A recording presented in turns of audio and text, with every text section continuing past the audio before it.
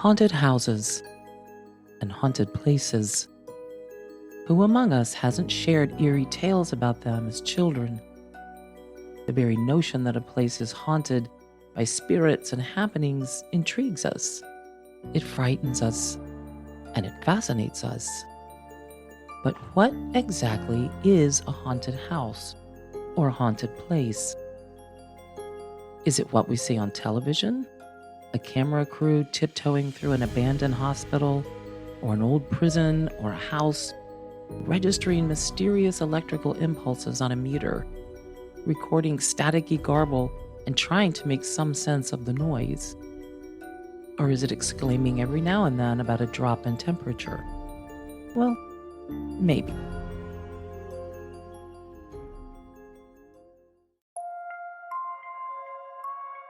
Here in the South, we love our stories.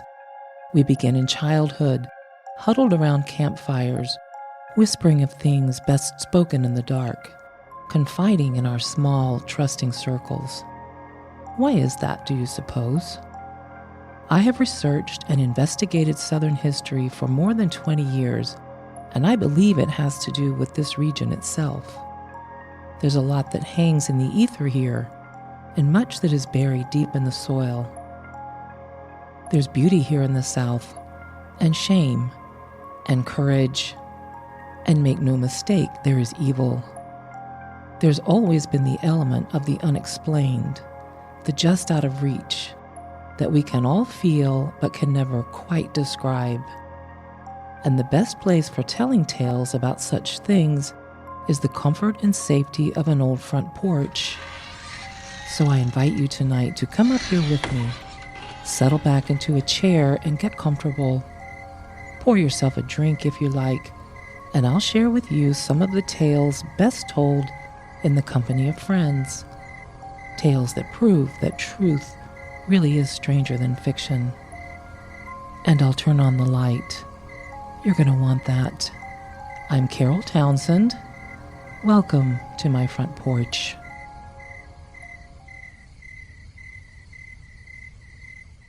The following podcast contains material that may be disturbing. Listener discretion is advised. I have investigated a few reported hauntings over the years, but in truth, I've done so in preparation for writing an occasional piece for a magazine or a newspaper. Readers enjoy such tongue-in-cheek stories, and business owners often see a slight increase in sales when their establishment is rumored to be haunted. In fact, a good, convincing haunting is a great marketing tool. It's only been recently that I have been truly captivated by the history and the haunting of a very old building. There is a place known as King's Tavern in Natchez, Mississippi. It is the oldest building in the oldest port city on the timeless Mississippi River. The structure, built in 1769 by the British to serve as a fort stronghold, was constructed using beams taken from scrap New Orleans ships, which were brought to Natchez via mule. So even when the structure was brand new, it already had a unique history. Of course, Natchez, Mississippi also boasts a distinctive history. Natchez became part of the United States with the establishment of the Mississippi Territory in 1798, and it served as the first capital for the new state of Mississippi in 1817. The mild climate and rich soil brought planters to the area who made their fortunes in cotton and in the slave trade. And of course, the Natchez Trace is the 444-mile travel corridor used by the Cherokee, Choctaw, and Natchez people, by European settlers, by slave traders, soldiers, outlaws, and even future presidents. But historians believe that the Natchez Trace dates much farther back in time, initially formed by herds of bison traveling to salt licks near Nashville, Tennessee from the Mississippi River. The trace itself seems almost timeless. Famous explorer Meriwether Lewis is buried along the trace, at mile marker 385. Debate continues today as to whether he was murdered or he committed suicide. Murderous outlaw Joseph Hare is said to have buried his unfaithful mistress alive along Natchez Trace. Hare was reportedly haunted by the vision of his lover riding a phantom white horse until the end of his days, when he was hanged for his crimes in 1818. King's Tavern was a favorite stop for him along the trace. President Andrew Jackson was famous for fearlessly leading his troops along the dangerous trace during the War of 1812. Jackson and his men rested often at King's Tavern. In all of the many historically rich areas of the South, we'd be hard-pressed to find a place as storied and as vivid as Natchez Trace. Cultures coexisted there, converged there, and eventually battled along the trace. The trails that make up the trace have evolved from tangled, often narrow passages to the 444-mile highway that we use today. And King's Tavern has stood silent vigil as the conflicts, crimes, murders, trade, and outright atrocities have unfolded through the centuries. In romance literature, the windows of a building have been likened to the eyes of a human being. And with King's Tavern being the oldest structure in the oldest city along the mighty Mississippi, this historic building is steeped in history, in passion, in betrayal, in anguish, and in violence. Do you suppose it's possible for a place to absorb such energies? Well, let's travel back nearly 300 years to the historic Natchez Trace in Mississippi and step through the doors of King's Tavern. The air is thick and electric, aching to reveal what it knows to those who will hear.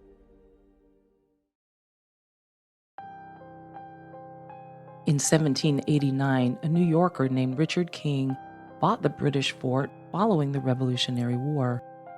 The British had, of course, abandoned it at war's end, and the fort stood silent vigil over the powerful waters of the Mississippi and Natchez Trace for years. King took great pains to renovate the fort and opened a combination tavern and inn, and his establishment was also the place where mail for the area was delivered. It also served as a stagecoach stop for weary travelers. As a result, Richard King and his wife were well known and popular, even celebrities in the town, and King's Tavern became a gathering place and stopover for travelers along Natchez Trace. Travelers of all kinds. We must understand that at this point in history, the New World was an untamed and wild frontier, and the Natchez Trace in Mississippi was no different. Bandits, marauders, rapists, pillagers, and murderers, even British loyalists who simply refused to concede defeat, had their way throughout the southern states and in Appalachia. Outlaws settled in Natchez as boatmen and travelers were easy prey. The infamous Harp Brothers, Micaiah and Wiley, were among those outlaws. We'll explore their violent and depraved legacy in a moment, but first, let's look closer at Richard King, his wife, and a server they employed at the tavern, named Madeline. Life was good for the Kings, and at the height of the popularity of their inn and tavern, the couple hired Madeline to serve their often rowdy and unruly patrons. She was young and beautiful, friendly, and by many accounts, completely enchanting. Her charms helped to keep the outlaw customers somewhat in check when they passed through Natchez. It seems that Richard King was just as smitten with young Madeline as were his patrons, and the two soon became lovers. Visitors to the inn, tavern customers, and even friends of the Kings would catch glimpses of Richard and his young mistress stealing kisses, chancing scandalous encounters in the dark corners of the tavern, and one evening, just before it was time to close the tavern for the night, Richard's wife saw the two entangled in an impassioned embrace in a dark pantry in the kitchen. The enraged wife never tipped her hand as to her newfound knowledge of her husband's trifling with the help, but just a few days after that impassioned embrace, Madeline disappeared without a trace, and no one ever learned what became of the fair maiden. In the 1930s, during a renovation to the tavern, the skeletal remains of a woman and two men were found hidden in the wall behind a fireplace. Close examination of the woman's remains indicate that she was in her 20s at the time of her murder. There are no records indicating who the two men might have been, but a Spanish jeweled dagger, assumed to be the murder weapon, was also found with the woman's remains. Had Richard King's wife, having discovered her husband's illicit affair, taken matters into her own hands? Or had Richard, fearing his wife's discovery of his philandering, killed his lover to keep his dark secret? Now, I can't say for certain that Mrs. King murdered Madeline, but it is curious to note that a bejeweled dagger belonging to Richard's wife, a gift from her father upon his return from a trip to Spain, went missing at the very same time that Madeline disappeared. No matter how Madeline's life was taken from her, visitors to King's Tavern have for more than a century reported seeing a young woman's ghost roaming the halls of the establishment. They tell of hearing a woman's voice, calling the name Richard again and again, as if searching for her lover. They report feeling warm spots on their bed in the inn. They tell of voices and scratching sounds coming from inside the walls, and of glimpses of a beautiful young woman's face appearing in mirrors throughout the establishment. When tales or legends or sightings and experiences are recounted again and again for more than 100 years, the matter deserves a closer look. Earlier in this story, I mentioned the infamous Harp Brothers. Let's look at their lives and how they intersected with King's Tavern and with Natchez Trace. Now, history disputes whether these two men were actually brothers or just cousins, but that question really doesn't matter. What does matter is that they were inseparable, and each of them was just as mean and hardened as the other. Neither of them had any qualms about torture, senseless killing, kidnapping, or even murdering helpless infants. In fact, these two monsters earned the dubious distinction of being named this country's very first serial killers, having taken the lives of more than 40 people during their reign of terror. King's Tavern eventually became one of their favorite haunts, so to speak. Micaiah and Wiley Harp came to North Carolina by way of their parents' immigration from Scotland. Now, when Europeans arrived in the New World, the majority of those who came to the Appalachian region came from the northernmost areas of England, from Scotland, and from Ulster, or modern-day Northern Ireland. I share this point because it's important to understand why these English and Scottish settlers chose to live in what they called the wild backcountry of the New World. They were tired of monarchies that unfairly controlled their religious choices. They were tired of the restrictions of the strangling governments they had left behind. And some, as the Harp Brothers, were simply tired of laws. In Appalachia, immigrants could find land, stake their claim, and live life on their own terms without interference. The people of Appalachia became known for their self-sufficiency, their independence and grit, and they enjoy that reputation still today. Micaiah and Wiley, nicknamed Big Harp and Little Harp because of their physical stature, were loyalists. siding with the British and not with the Patriot settlers in the New World. They reveled in raping, pillaging, and murdering the settlers with a disturbing lust for blood and torture that had not yet been seen in the promising new land. When the two became teenagers, they left North Carolina for Virginia, intending to be slave overseers on two of the large plantations there.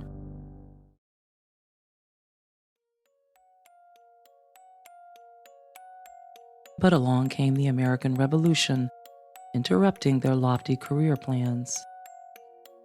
Even though Micaiah and Wiley killed and burned in the name of the British as staunch loyalists, it soon became clear that their interest was more in violence and in bloodshed than in helping the British reach across the pond to control a new land. Along with other loyalists, the two took great delight in burning farms, raping women and children, and murdering entire families of American patriots. When the Revolutionary War was over, the two brothers continued killing and marauding for their own purposes. Their reign of terror took them into East Tennessee, then over to Cave in the Rock, Illinois, where they joined a band of river pirates who preyed on slow-moving boats navigating the Ohio River. But after a time, even the pirates told the two men to leave, as they were too violent and depraved to remain in the company of the Samuel Mason band of pirates. One account of their time with these pirates relates the practice of the harps forcing boat crews and passengers to strip naked, march blindfolded to the top of a cliff overlooking the river, and then pushing the hapless victims to their death, all for the brothers' amusement. Many accounts tell of the brothers murdering people, disemboweling them, then filling their bodies with rocks and throwing them into a river or a lake. They killed with wanton abandon, whether one victim or entire families. Their heartless cruelty, it seemed, had no bounds. Perhaps the most horrible crimes these men committed took place when they were on the run from the posse that had been pursuing them. The brothers had kidnapped two women and made them their wives. The women were treated brutally, but they were too afraid of their captors to try to escape. Eventually, both women gave birth to babies fathered by the Harp Brothers. One night, as the group camped while on the run, Micaiah's daughter started crying. Her father picked her up by one leg and beat her to death against a tree until she stopped. Unbelievably, this was not the only time that Micaiah Harp had murdered a baby. Once, when the Harp brothers were staying at King's Tavern, a baby who belonged to a couple staying at the inn began crying during the night. Micaiah left the tavern, went upstairs to the inn, and killed the crying baby with one lethal plunge of his knife. When the baby's mother saw what was happening, she began screaming, and Micaiah killed her too. The murderous brothers soon gained the reputation of being the most feared Trace bandits in the area. They, along with other pirates and outlaws in Natchez, would spend their days stealing and murdering, and their nights drinking, robbing patrons, and generally making trouble at King's Tavern and in the area. The posse was still hot on the brothers' trail, but the outlaws always seemed to be 2 steps ahead of them. One night, though, Micaiah had ridden over to Henderson, Kentucky, when he heard that the posse was close. It was on this day that his luck ran out, and someone in the posse shot him in the back and in the leg. He continued to ride, though, until the men caught up with him and pulled him from his horse. When the rest of the posse caught up to him, we are told that Micaiah confessed, laughing, to 20 murders as he lay there in the tall grass, bleeding from his wounds. It was then that one member of the posse slowly but deliberately decapitated Micaiah, who was fully conscious and aware of what was happening. You see, It was this man whose wife and infant son were murdered by Micaiah Harp at King's Tavern.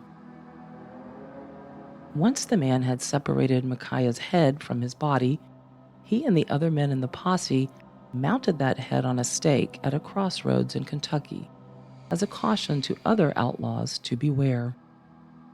And to this day, that crossroads is known as Harp's Head Road.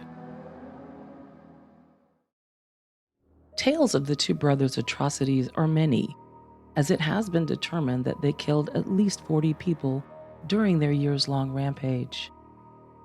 Wiley, too, was eventually captured and executed in time, but let's get back to the brothers' ties to Natchez Trace and King's Tavern.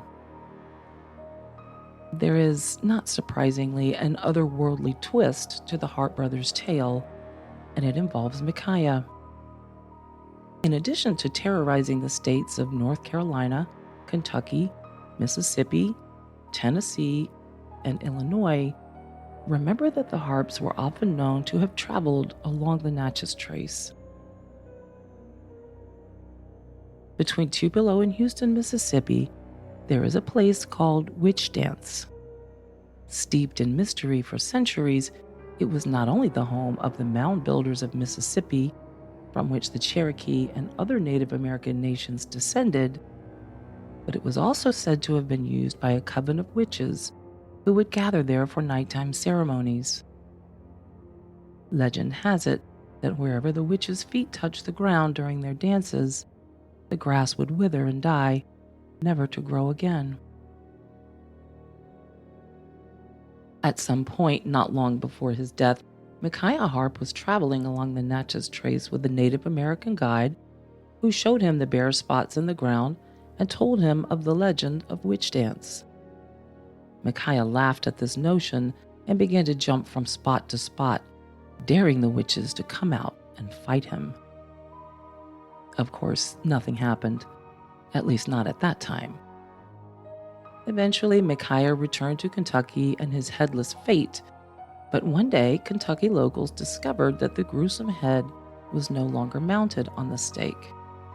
The skull, they eventually learned, had been removed by a witch, ground into powder, and used as a potion to cast a spell on a very evil man. Word traveled quickly about the witch's ultimate revenge, and still today, when travelers retell the story along Natchez Trace near King's Tavern, they swear they can hear cackling laughter coming from the room Micaiah used to frequent as he passed through. It's been said that even the trees and grasses laugh in vengeful glee as they whisper the name Micaiah. You see, the evil man upon the which cast the spell was Wiley Harp.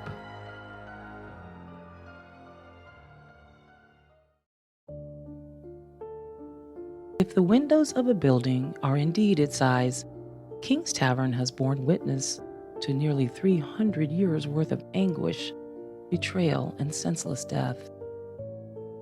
Yes, if you ever get the opportunity to visit this historic structure, as I have, take a moment to listen when you walk through the doors. Take a moment to breathe. The ghosts of river pirates are said to stroll the halls, always looking for their next victim. You may smell Madeline's sweet perfume or hear her calling her lover's name. You may see the ghosts of a mother and child, she lovingly comforting the crying baby. You could very well see a phantom white steed being ridden by a woman. You may feel the weight of some of the wicked souls that refuse to pass on to their final destination. The air inside King's Tavern is indeed thick and heavy with centuries of stories to share, and if you listen closely to the winds that ride the mighty river, you may very well hear the gleeful laughter of a long-ago coven of witches having the last laugh on one of the most wicked murderers ever to curse the South. Join me next time as we examine the age-old mystery of the lost colony of Roanoke. The clues as to what happened to these settlers are contradictory and confusing, and the traces they left behind are mystifying. I'm Carole Townsend, veteran newspaper journalist and 6-time award-winning author. You can find me on social media and check out my website at caroletownsend.com. As always, thanks for listening, and if you're enjoying these tales of Southern history and lore, I hope you'll tell your friends. Subscribe to this podcast on Spotify, Apple Play, iHeart, and anywhere you listen.